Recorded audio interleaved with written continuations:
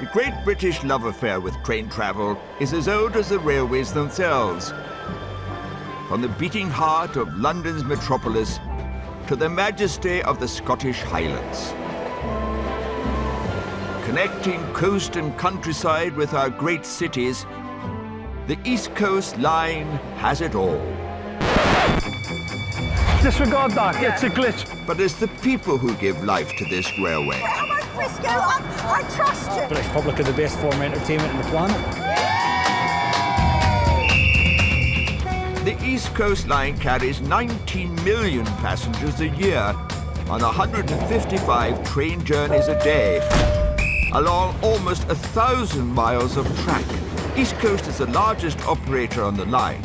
It runs trains, manages stations, and employs nearly 3,000 staff. That's how you do it all day. I'm not playing with you while you're showing off. The East Coast workforce toils tirelessly. Mind your backs, please. From driving trains... Look at this office window. Fantastic.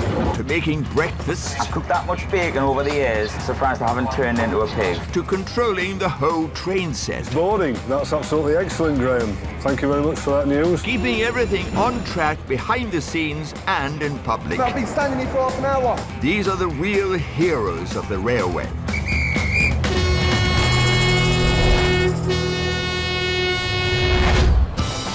East Coast staff are constantly striving for perfection.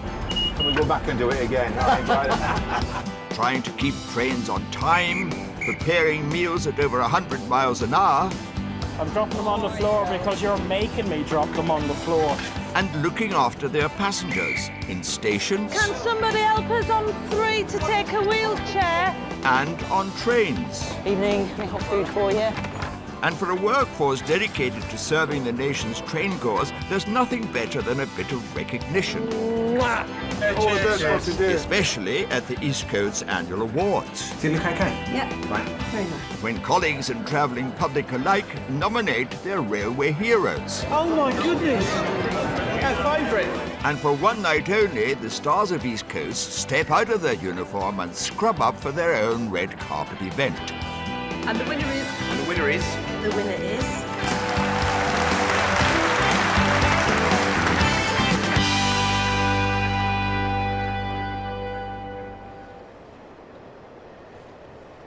I've been doing my job 15 years now, and I really like it. Every day is different, so when you come in, you think, oh, God, what am I going to expect now? You know, there might be some delays if you're coming in on a late shift, so every day is so different. So, yeah, I really enjoy it.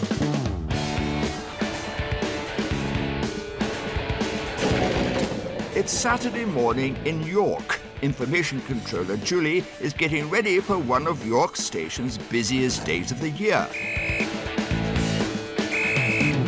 It's York races today, plus it's bank holiday and plus it's payday. So I think everybody's come here because it's nice weather. They've come for the races and they're staying over. So we're more busier than usual on here. A bank holiday race day at York can bring double the usual number of passengers through an already busy station. Oh, look at all these coming off. Busy, very busy. The first race starts in just over an hour. Every train delivers a flurry of fetching frocks, fancy headgear, smart suits, and traditional racing attire. We're off to your races for me stag do, lad. We're off with me old horse here. It's called Humphrey. And the buses are ready to take Humphrey and his mates on their way. But despite being under extra pressure on race day, Julie still manages to enjoy the warm weather and the racy ladies. I like looking at all the ladies' dresses and the shoes, it's really good, and see what they're wearing and everything. So, yeah, it's nice, and they're all in summer clothes, which is good today. And there's plenty of them. How many more?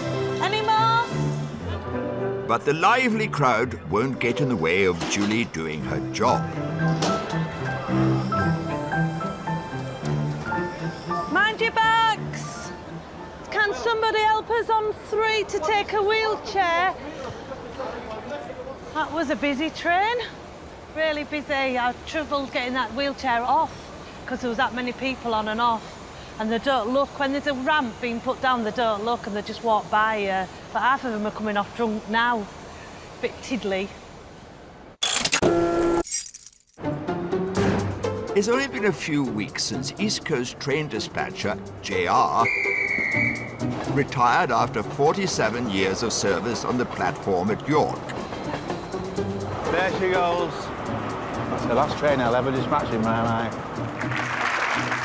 He was given an emotional send-off. It's a sad day for me. Thank you all very much. Thank you. Oh, But his colleagues planned an extra special treat for him. Today, JR is out of retirement and back on York platform. But this time, it's purely for pleasure. They've arranged for me to go on the driver's cab on the 1001 to London King's Cross, as I've just completed 47 years service, so they're giving me a trip of a lifetime. All my life I've wanted to go in driver's cab, so my dreams come true. Taking JR on his train trip of a lifetime is driver John. Well, after we've, been a few stops, maybe I'll get off and leave you to it. yeah, fair enough. Yeah, once I've been seeing you a few times with this, I might have an idea what you're doing. Fantastic. This is great, this. It's so different to be sat up front and just sat on train. JR has spent nearly 5 decades working on the railway, but remarkably, he's never been in the driver's seat. It's nice for me to sat up front of a train rather than waving it away. 28 years on York Station dispatching trains. Must have been thousands of them. Yeah, so now I'm here, sat up front. It's a different way of life. It's great, it's great. JR is taking in everything he can on this dream trip, but of course he already knows more than the average passenger. So every time that ding, they have to cancel it, and in so many seconds, don't your brakes come on? That's right, that's the AWS, the automatic warning system. You know it, you got it. So you're nearly trained up. I'll just, give me a few more months. My first shift as a train driver, I worked, I think it was the 8:35 from King's Cross to Leeds. But my wife knew I was going to do this, and obviously she wanted to sort of mark the occasion in some way. So my wife and my mother and father-in-law came down to Podspa Station where we live, and they actually, first of all, they made a banner up saying, "Way go Steve" on it. And then my wife got ready to take a photo as I went through. And the first thing was they showed it to the wrong train. It was the person in front of me they showed it to, so whatever they thought, I don't know. But then my wife practiced so many times to take the photo that the batteries ran out on the camera, so she actually missed it completely. First time you're out on your own, it was very nerve-wracking because you do all your training with somebody else in the cab. So this is your first trip on your own, and you hear every creak and groan from that loco, and you're thinking, oh, does that sound right? Does that look right?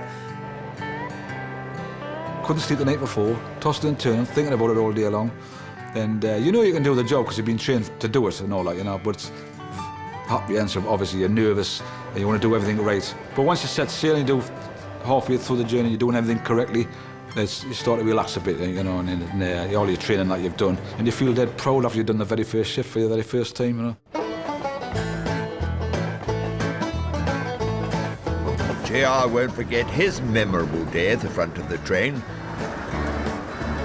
123, nearly 125 mile an hour. Absolutely fantastic. I love speed. And this is what you've got here, speed. Very comfortable, this train, to ride in front. And it's sat at home in armchair, this. Sat in front of the telly. It's great, yeah. Oh my God.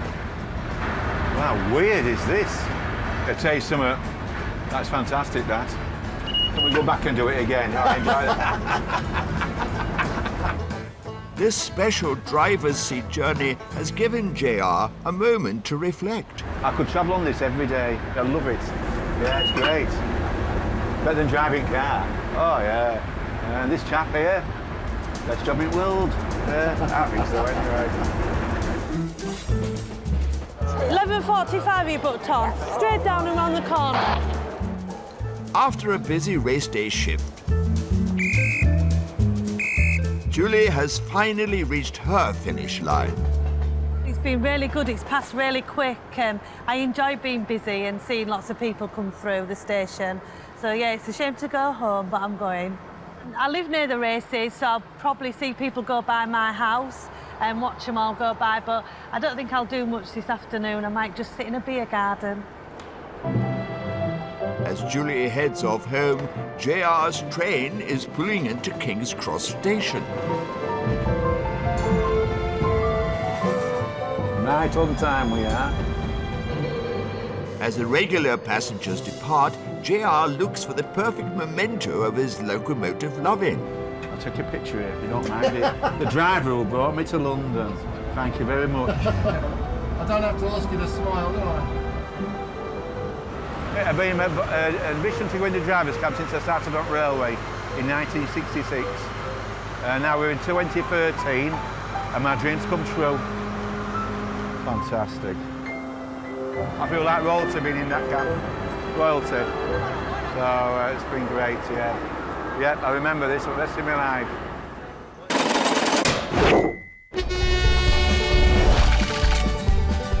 The winners return from the races. Liam, it's you, Liam. I've seen you before here. And an onboard party receives extra support. I'm your man, or woman.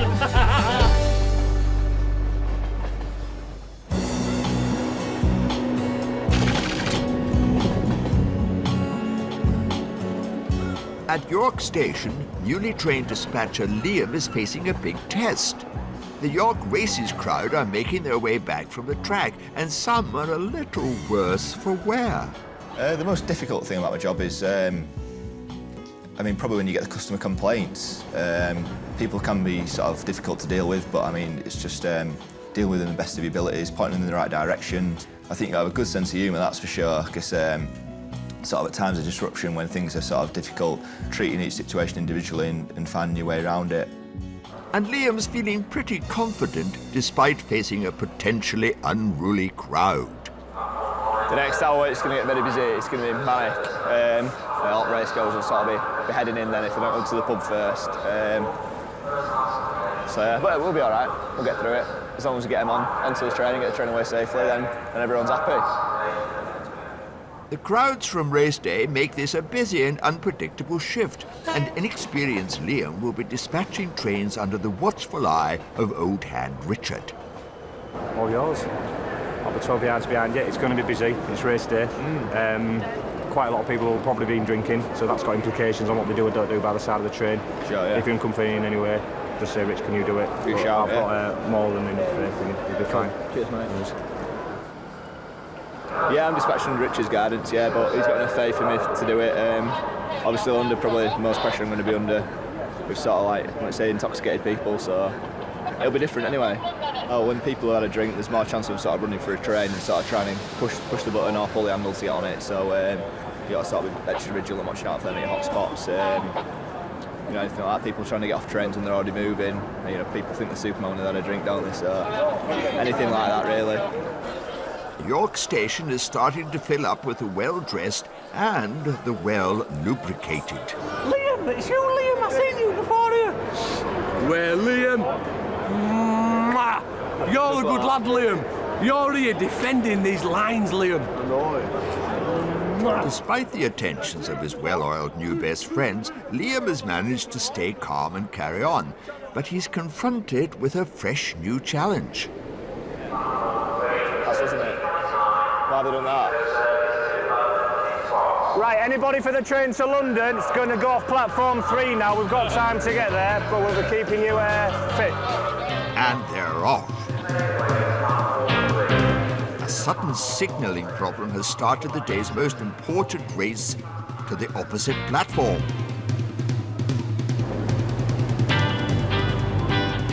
Although they're cutting it fine,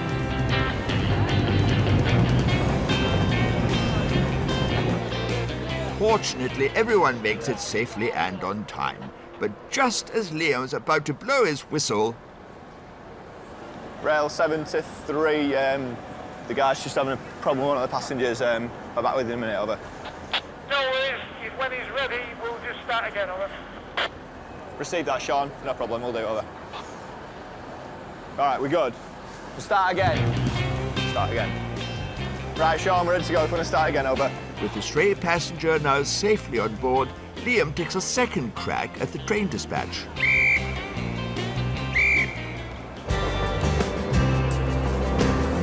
And this time, it's off. The train is heading to King's Cross, and Liam can breathe a sigh of relief. How was that then? Different, yeah. A bit hectic, isn't it? Yeah. His last train has been dispatched, and Liam takes a well-earned break. That's really good. Well done. It was good in all ways today. It's a hectic Saturday. Yeah, a lot quieter than earlier. Been a busy day earlier in the day for Liam to be training on a bank holiday with races. Really good experience for Liam. And personally for myself, it's a lot calmer than it was 2 hours ago. The race goers are on the way home safe and sound, and it'll only get quieter, which is a nice thing for us. Old Hand Richard will be sending the remaining race day passengers on their way home. But some are finding the welcome of York Station a little too relaxing.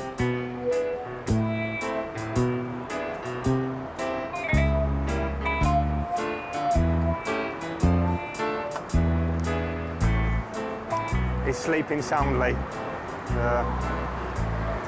There we go. But Richard decides that nap time is over. Excuse me, mister. You okay? Yeah. We're giving you 10 minutes, but it's not totally appropriate to be snoozing on a station like you are. Yeah, absolutely. Have you got enough about you to get a coffee or something and get with it? Because I'm just happy to just get... Yeah, being customer facing, you see it most weekends, and they respond in different ways. I'd be happy if everybody responded like that. Some are a bit more grumpy when they have to surface, but thankfully he had enough about him to know he should get a coffee. After a day of near pandemonium, a calm finally falls over York Station.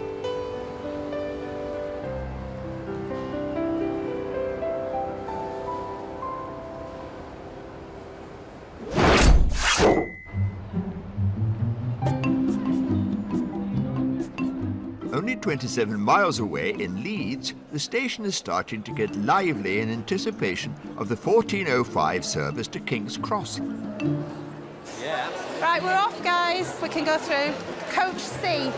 The crowd is dressed mostly in pink, with an emphasis on cleavage, while the mood is festive and charitable. The team of competitors is heading to the annual Moonwalk, a nocturnal marathon on the streets of London in support of breast cancer research. It demands only comfortable shoes, a steely resolve, and a memorable bra. It's the way she sold it to me. She said, how would you like to go to London for the weekend and spend it with some ladies with their underwear on? I thought she was buying me a birthday present.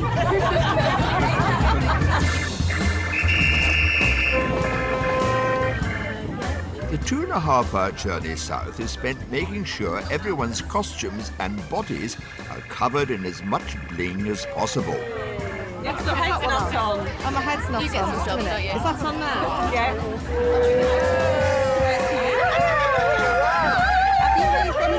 Well, I think Adele Alone's race, nearly 1,000, that wasn't included.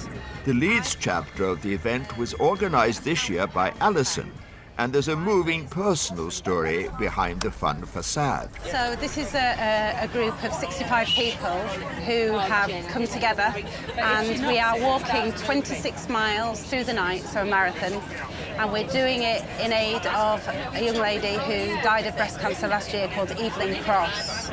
She was a primary school teacher, and she was really special, really. So she would definitely be up for what we're doing today. And she knew we were doing the moonwalk before she died.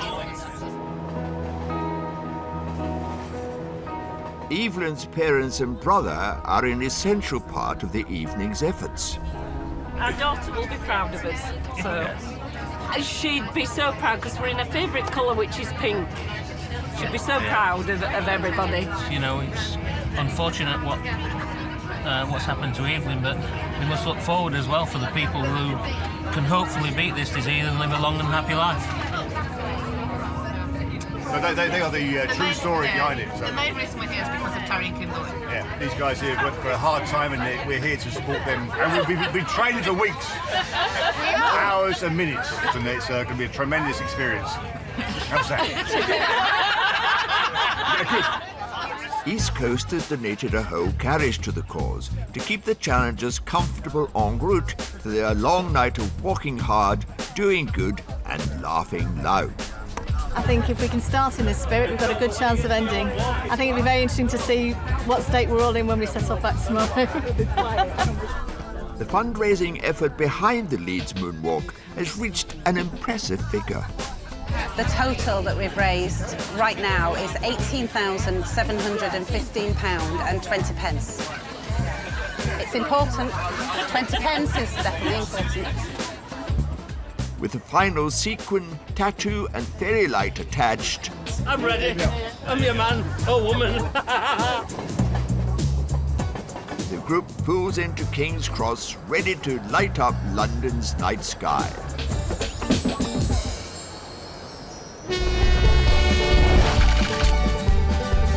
The stakes are high for driver Steve as he takes a nightmare test. It's just one thing happening after another all the time. You're always thinking, have you done something wrong? Evening, we have food for you. And Chef Sean is off to a bad start with the new menu. And I have upset myself because I've done it. I'm not happy.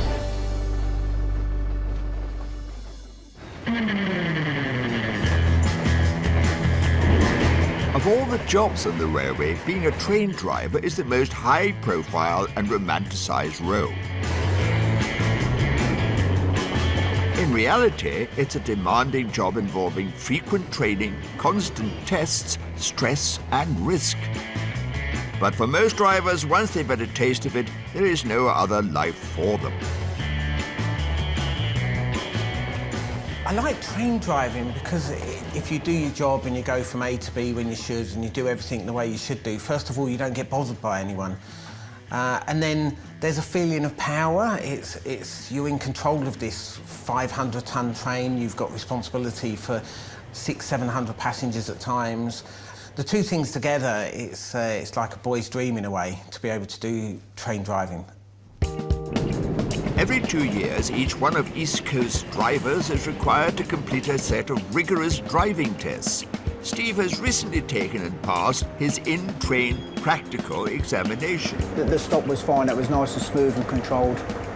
Spot on. Today, he's going to travel the whole of the East Coast line, but he won't be leaving King's Cross Station. He'll be taking his train simulator exam, sitting in an exact replica of a locomotive driving system, complete with virtual front window. It's obviously a relatively stressful time because at the end of the day, if you do get something majorly wrong, it could be that you're taken off driving. That's your job you're talking about, so you do have to get it right. Fingers crossed, and we'll see how it goes. Back to keep a watchful examiner's eye on every move he makes is Steve's instructor, Colin. The thing with the simulator is there will be events that will happen today which don't normally happen, to test his emergency procedures, basically. He will have his work cut out. It'll be sort of like the journey from hell because there'll be a lot more happen than what normally happens, but then that's the very nature of why we're here, to put his knowledge to the test, really. If you indicate when you're ready to start, Steve, I'll start it away. OK, I'm Colin. I'm ready, Colin. OK, here we go. Let's get it over with. As Steve sweats it out in a dark London room, around 500 miles north in Scotland, the whole life of a driver, yeah? Driver Graham is speeding through the most picturesque stretch of the entire network, surrounded by picture postcard Scottish scenery. If you woke up this every day out your front windows, you couldn't argue, could you? But Graham's picture-perfect jaunt from Inverness to Edinburgh isn't completely without tribulation. You'll often see up here, you'll see deer just jumping across the fence and, like, running across the track and up to the other side. It's quite a regular occurrence, actually. And unfortunately, they don't all make it. I've only hit one once up here. I feel awful, I feel sorry for the poor thing. I didn't even like hitting a pigeon, I mean hitting a deer. So couple of red deer there. If you're lucky, you'd only see quite a lot of them, actually. Back at King's Cross, deer aren't a concern for Steve, but he is approaching the first of his own journey's hazards, an unexpected red signal. Hello King's Cross, this is a driver 1 Alpha 03, stood at kilo 662 signal. What it is, driver, is we've got some signalling problems. The examiner has prepared a series of unusual tasks and extreme challenges that are critical for Steve to master. So I have your authority to pass kilo 662 at danger. Thank you. King's Cross out. And while Steve concentrates on his technical test, Graham has time for a short history lesson. There's been a few battles here. Obviously, the most famous person is William Wallace, which the monument commemorates on the hill there. It's Blair Athol Castle, and the guy who has it, he's the only one who's legally allowed to have a private army. Right now, we're approaching Moncrief Tunnel, which apparently is the longest tunnel, railway tunnel in Scotland. I think it's just over 1,100 metres, I think. Well, now, when I'm sitting cool through this tunnel now, I can imagine what it must be like driving the London Underground. Back in London... Hello, is that the guard over? Yes, the guard over. Just to inform you that we've got 10 people at work in between here at Walmer Green, kilo 603 signal. Hello, King's Cross Signaller. This is the driver of 1 Alpha 03 on the approach to Finsbury Park. I've just had an ADD activation. It's quite intensive. As you can see, there's just one thing happening after another all the time. So it can be quite tiring, and I think when you're doing this, you're always thinking, have you done something wrong? But hopefully it's going okay. Steve is battling the rain.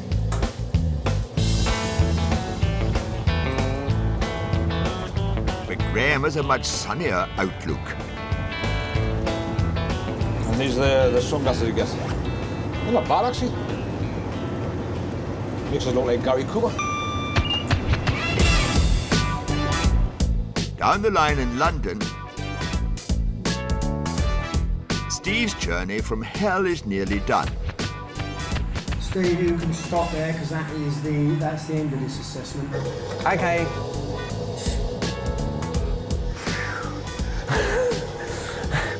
It's just really intense.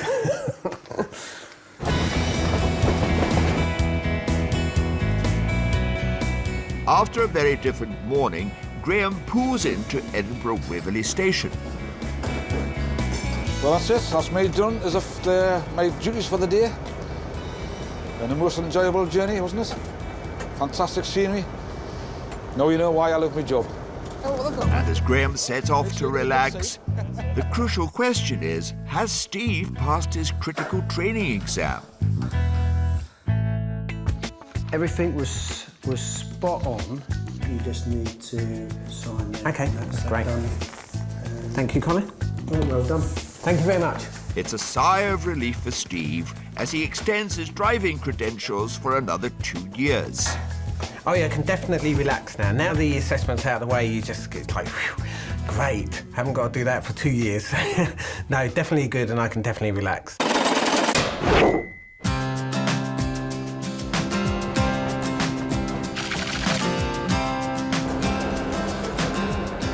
Every 6 months, East Coast launches a new menu for its first-class passengers, and today, Chef Sean will get his first crack at the new dishes. I'm always apprehensive with a new menu. Got to make sure everything's right, and of course, it's how we serve it. It's got to be right. It's as simple as that, especially with a new menu. It's just got to be right. Cooking is in Sean's blood. Yeah. And I was destined to cook. My mum was a head chef.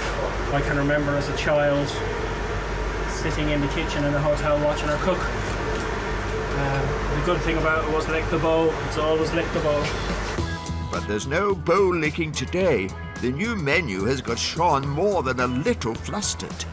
It's a bit of a panic for me because I've never cooked it before, so it's just a massive, great big learning curve for me.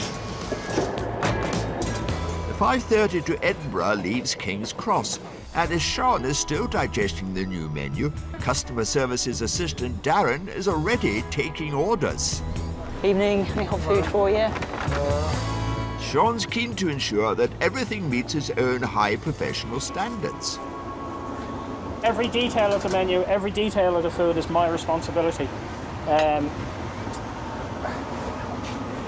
It's quite daunting for me. I like to be in control of my kitchen. You know what I mean? And there's one new menu item that seems to be a big hit with the passengers. The salmon, yep, certainly can. Thank you. Salmon as well, yep, of course you can. The salmon, yeah, no problem. The salmon, thank you.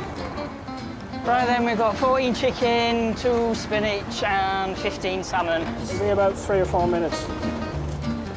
The heat is on. Sean must get 31 orders out within the next 5 minutes. He rapidly plates the salmon with green beans and boiled potatoes, whilst Darren cracks the whip. 17.56, not too bad. It'll be out, don't you worry. You're not dropping them on the floor today? I'm dropping them on the floor because you're making me drop them on the floor. Sorry. Thank you very much, perfect. 15 orders of salmon are on their way to the hungry travellers. Thank you. Salmon's the popular one tonight. And Sean's culinary skills are not lost on the diners. Given that the guys are preparing food at 125 miles an hour, it's pretty good. I think a lot of our passengers are surprised for how good the food is that we produce on the trains. But there's a slight problem.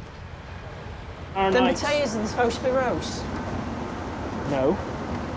Just checking.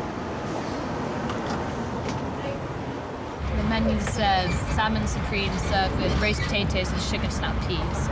So I guess they've changed the potatoes and the peas. I didn't notice that actually. Overall, I think the potatoes are a little bit disappointing because the menu says roast, and there's not a lot of colour on those.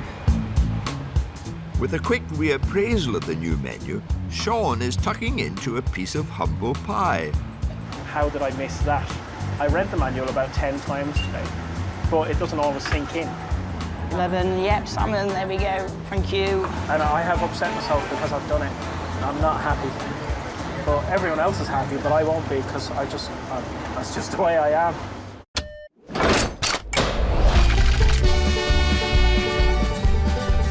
The nominees are announced. Whatever happens, let's have a good time. Yeah. The red carpet is rolled out. Does it look okay? Yeah. Right. And the winner is...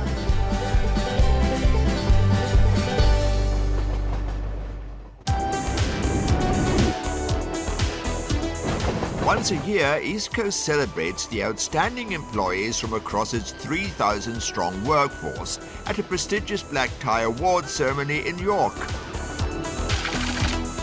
Setting out from London's King's Cross is awards nominee driver Steve and his wife Angie. Makes you change to be a passenger. Right, let's settle down. It can be a bit strange sometimes travelling. You do enjoy it, but then if the train slows down when you're not expecting it to slow down, you're then thinking, oh, why are we slowing down? And hoping that there's nothing wrong. But I'm a bit of a Jonah, apparently, because every time I go on trains travelling passengers, they break down. So watch out. Oh, don't worry. Passengers are looking at me now. Don't worry, it's going to be fine.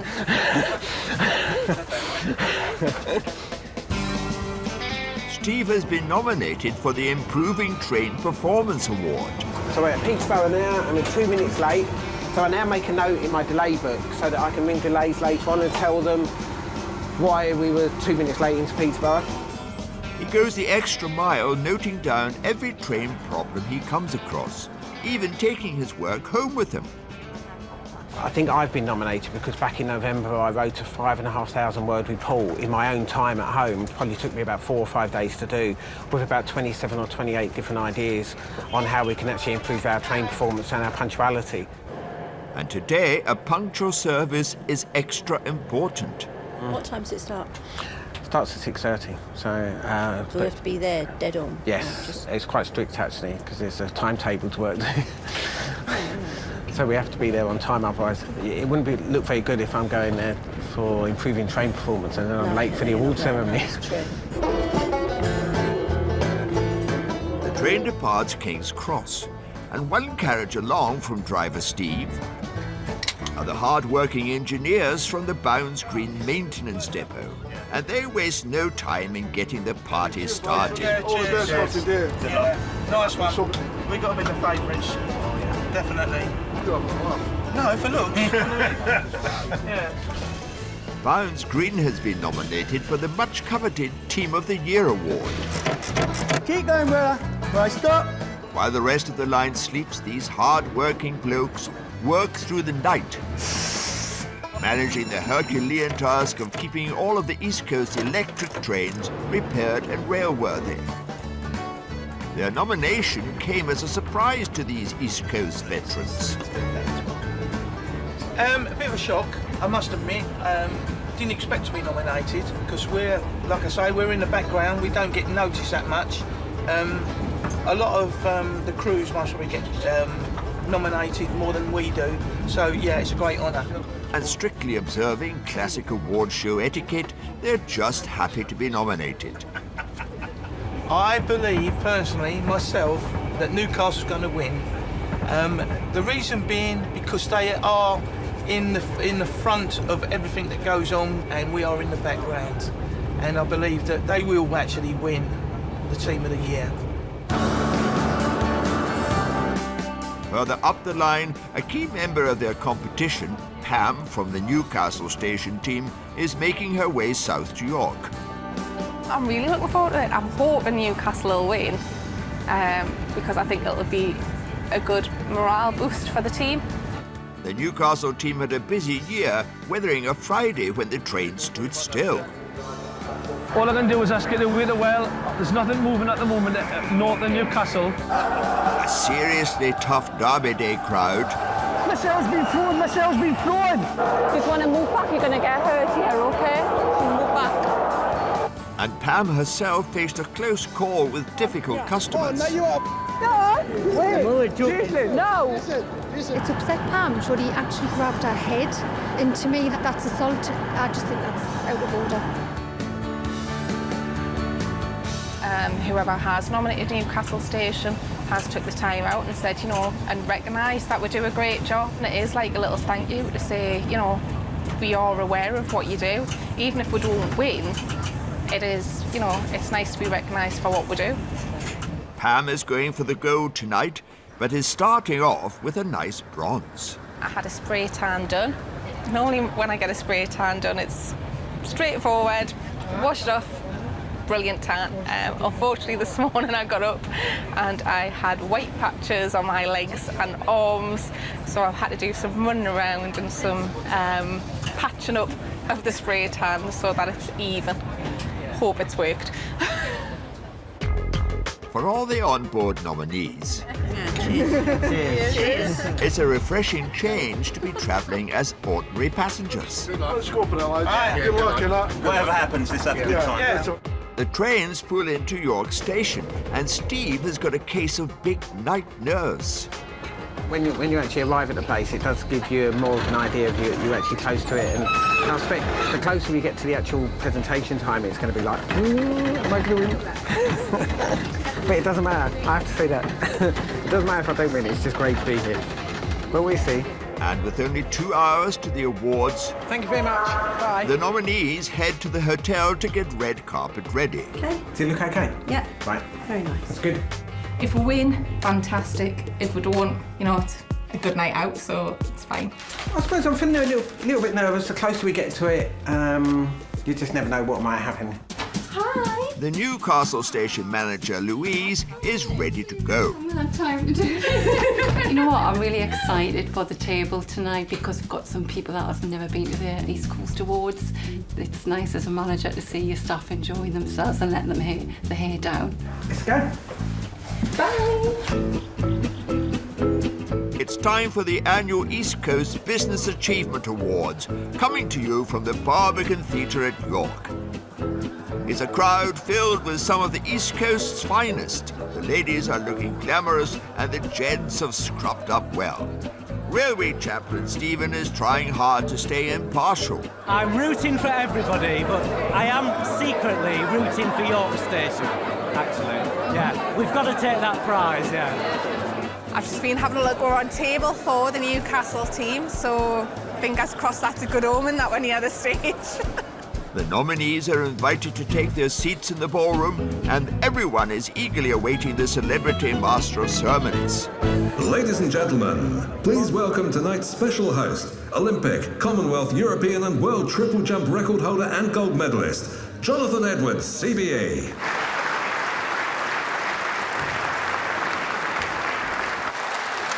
Hello and good evening. As many of you know, I'm a great fan of the East Coast. I use the services regularly. I'm sure I recognise a number of faces in here. And I have to say you have made a fantastic difference over the last 3.5 years, so very, very well done indeed. There are 13 awards in total. And the winner is... And the winner is... The winner is... From Safety Achievement of the Year... The Onboard Safety Forerunner. To Outstanding Individual... Stephen Sheard. A parade of winners take to the stage until the evening is down to its final 2 awards. Our next award is for improving train service. And Steve's moment of truth has finally arrived. And the winner is... Chris Jury. And believe it or not, Steve loses out, but remains positive. I'll just have to do a little bit better next year. Maybe instead of being the bridesmaid again, I can be the bride next time. He's always my winner. There's 1 award to go, Team of the Year, and the nominees are... The Newcastle Station Team. Then we have the team at Clay Hills Depot. And finally, the Bounds Green Depot Class 91A shift. Thank you, Jonathan. It gives me great pleasure to announce that the winning team, the Newcastle Station Team. And Newcastle pip Bounds Green to Team of the Year and bring the ceremony and another year on the East Coast Line to a close. Yes! Newcastle won! Yeah, we won Team of the Year. Really, really pleased. I'm a bit gutted, but I mean, it was really nice. I was surprised to be actually nominated for the whole team, so I'm very proud of them as a whole. I've had a fantastic night. I think, you can just feel the atmosphere. You can just feel, the absolute emotion, the positivity, the excitement. It just makes you realise, actually a bit of recognition goes an awful long way.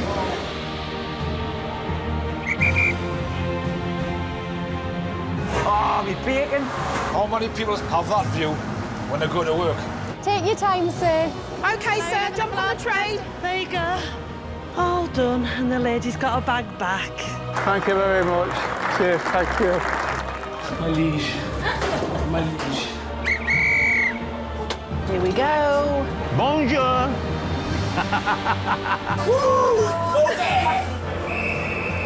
No, off the train. Look at this office window. It's fantastic. Come on! Get in there. Yes.